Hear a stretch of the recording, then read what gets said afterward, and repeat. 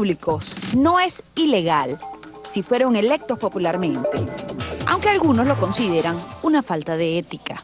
Porque de alguna forma esto es consecuencia de que la gente ya ha terminado comprando o aceptando una concepción de política y de gobierno, donde el gobernante no es tu empleado, no es alguien que tú pusiste, le pagas sus gastos y sus gustos, y tienes tú que sacarlo cuando consideres que debes hacerlo porque lo hace mal. Hemos comprado como país la concepción de que el gobernante es nuestro patrono y nosotros somos sus súbditos.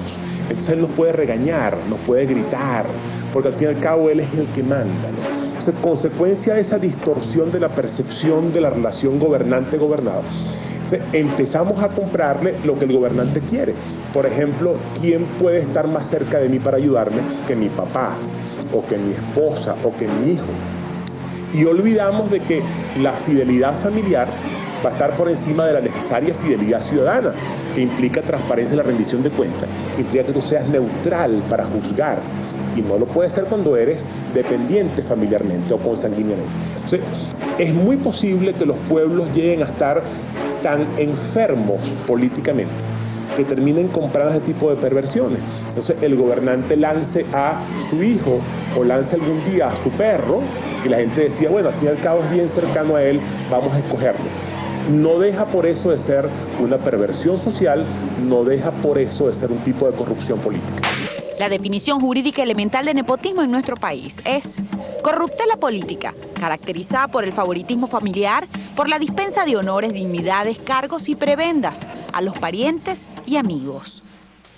Don Rómulo Betancourt no utilizó a ninguno de sus parientes en el gobierno, ni siquiera a su única hija, doña Virginia Betancourt, que fue la directora del Sistema Bibliotecario Nacional con todos los demás gobiernos y que hizo un gran trabajo.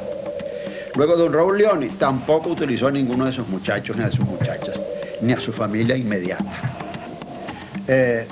Luis Herrera Campins tampoco utilizó a nadie. Don Carlos Andrés Pérez tampoco.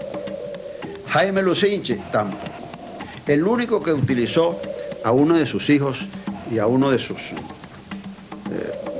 a un militar casado con una de sus hijas para ejercer posiciones importantes fue don Rafael Caldera.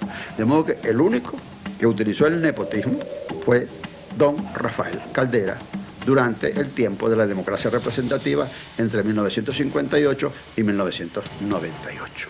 La ley venezolana, dependiendo de los casos, sanciona el nombramiento por parte de un funcionario público de sus familiares en determinados cargos. Veamos algunos ejemplos. La Constitución de la República Bolivariana de Venezuela establece en su artículo 238: el vicepresidente ejecutivo o vicepresidenta ejecutiva reunirá en las mismas condiciones exigidas para ser presidente o presidenta de la República y no podrá tener ningún parentesco de consanguinidad ni de afinidad con este.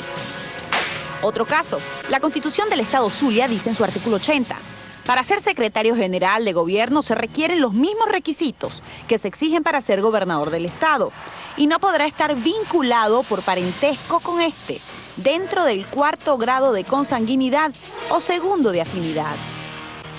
En la ley del Banco Central de Venezuela también se toca el tema.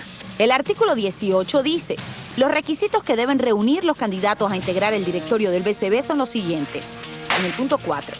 No tener parentesco hasta el 4º grado de consanguinidad o 2º de afinidad con el presidente o presidenta de la República o su cónyuge, o con el ministro encargado de las finanzas o su cónyuge, o con el presidente o presidenta de la Asamblea Nacional o su cónyuge, o con un miembro del directorio o su cónyuge.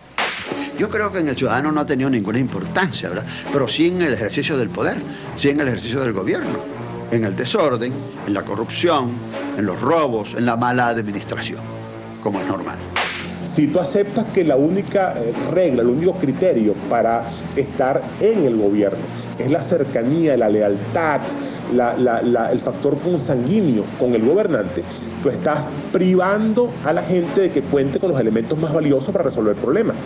La consecuencia inmediata va a ser que la calidad de vida va a empezar a descender paulatina, pero seguramente, y el pueblo al final es que como siempre paga los platos rotos.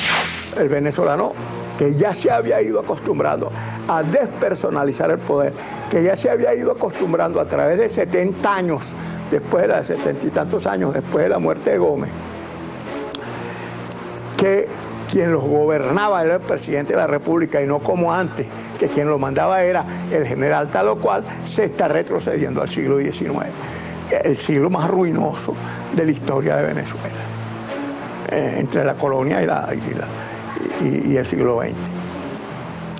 Es un pésimo ejemplo, entonces, porque es el primitivismo tribal de un país.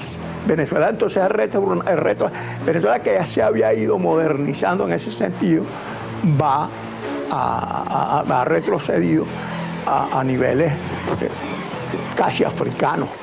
Algunos consideran que con una legislación más severa podría evitarse esta situación. Pero ¿cómo está la Asamblea Nacional?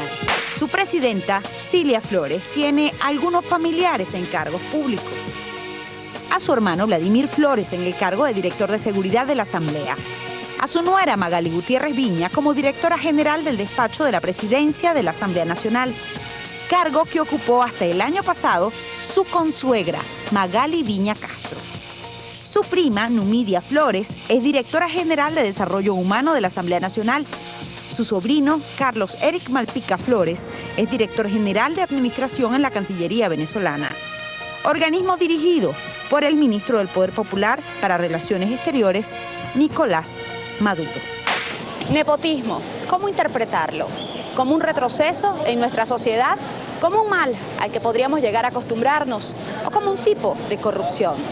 Gracias por estar con nosotros. Les acompañó Veriosca Velasco.